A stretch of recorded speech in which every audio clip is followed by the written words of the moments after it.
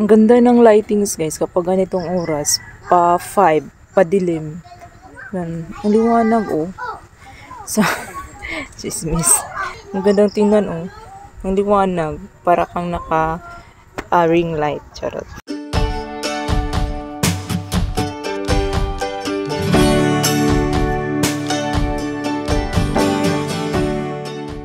For today's video guys, i-share ko sa inyo yung aking Q marble na napalago ko na.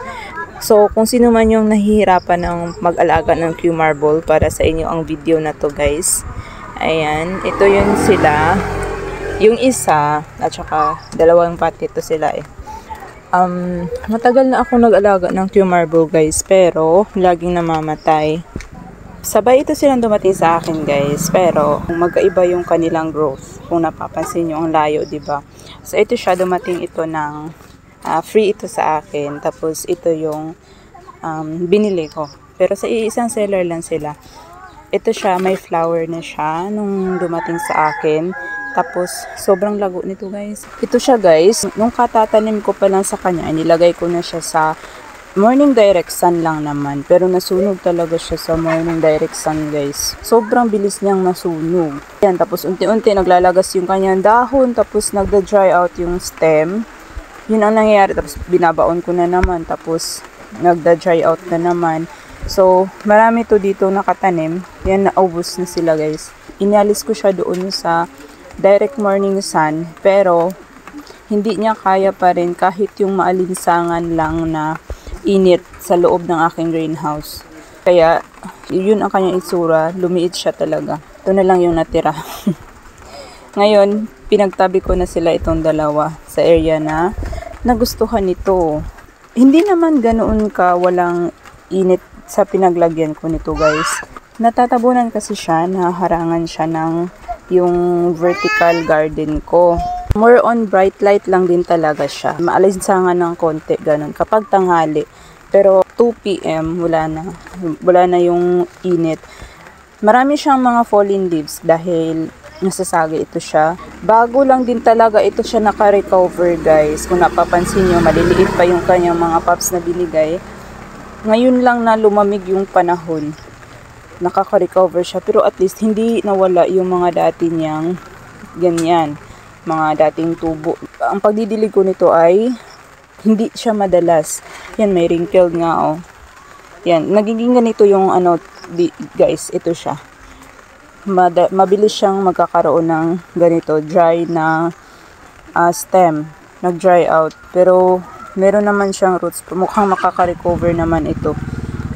So, ang pagdidilig ko sa kanya ay hindi madalas. Once na tuyot na talaga yung soil, saka lang ako nagdidilig sa kanya. Tapos meron itong mga mealybugs. Madalas ako makakita dito ng mealybugs sa kanya guys. Pero nasusurvive naman niya. Nawawala naman kapag ini-spray ko siya ng alcohol. Ang dami niyang nalalagas na dahon. Mukhang naano ito ng pusa siguro guys. Hindi ko na maalala. Basta nalalagas yung mga dahon niya at nilagay ko lang dyan. At sobrang dami ng mga babies ng dahon niya guys. Oh, ayan, halos may babies lahat. At ang lalaki na, chubby. Ayan, dyan ko lang nilagay at tumubo naman. Yan, ang tataba nga ng dahon niya ngayon guys. Meron talagang mga plants na ayaw sa init. Katagalan guys, mapapansin mo yan sila talaga. Kung bakit nagda-dry out, dinidiligan mo naman. Pero nagda-dry out pa rin yung stem. Sobra para sa kanila yung init. Matataba yung dahon niya, so marami siyang water na na-store sa kanyang leaves. Pero ayaw niya ng matinding init ng araw. So ngayon, pinagtabi ko na sila doon sa area na pinaglagyan ko nito. At sana makarecover na rin ito siya para lumago na gaya nito. May mga mealybugs pa rin to guys kasi meron akong nakikita pa na ants. Ito rin si Bainesi guys, ayaw din niya ng matinding araw. Nakaano to sila dito. Yan. Nasa ilalim ng puno ng guyabano. Pati din itong si Silver Queen. Yan. Hindi ko rin siya nilagay sa initan. Pati super bomb ko guys. Ayan. Hindi din yan sa arawan din. Kasi mukhang maselan sila sa arawan. Ito naman si Hanakaida ko guys. Inalis ko doon sa mainit na area kasi nawawala yung variegations niya, guys. Yan. Tapos, ito yung mga bagong tubo. Lapay, na-observe ko pa talaga siya kung totally magbalik. Meron naman ng konti-konti. Kasi, meron ako nakita na kapag nilagay mo yung variegated succulent sa arawan ay mag-green siya. Ganun siguro ang nangyayari dito. Kaya inalis ko siya doon sa arawan. Sayang si Mendoza ko, guys. Ayun, kumapal na to. Pinabayaan ko kasi doon sa ulanan. Tapos parang mold. Meron siya mga molds. Tapos ganun. Lusaw na siya, guys. Sayang, nakalbo yung gitna. Kasi doon nagsimula yung pinaka-mold. Yung natira ng mga gilid-gilid. Inalis ko talaga agad nung nakita ko na may mold. Pero kinabukasan, napansin ko nag-develop pa rin yung mga molds, guys. Kaya inalis ko na naman ulit. At yung may mga ito na bulok na ang bottom part nito, kaya tinapkat ko siya. Buti naman hindi na nagtuloy. Ayan. Yan din oh. May na-save pa ako ng mga head.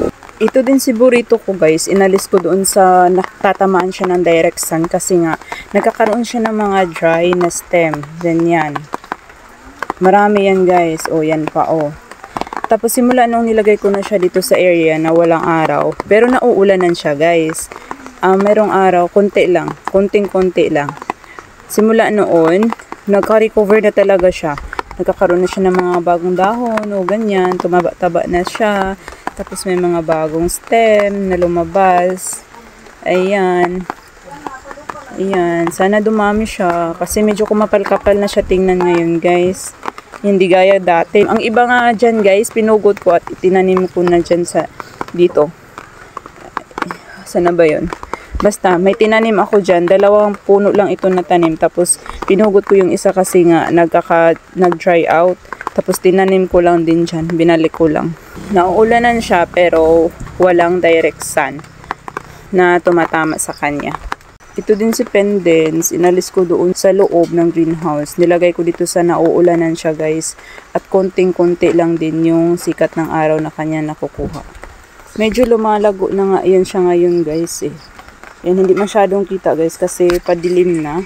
Ayan, nag-lights na lang tayo. Ayan siya, kumakapal na siya at basa siya ngayon kasi nga umuulan. Ayan, tapos andyan yung burrito, medyo magkatabi lang sila. Yan oh, nagchabi-chabi yung mga dahon niya ngayon talaga na nasa ulanan na siya.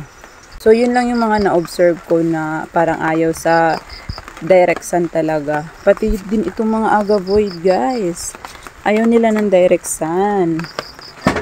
Medyo nahirapan din ako mag-alaga ng agavoids.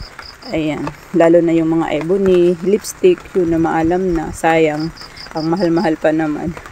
So, that was it for today's video, guys. Sana nag-enjoy kayo sa ating video sa araw na to. And see you in the next one. Like and subscribe.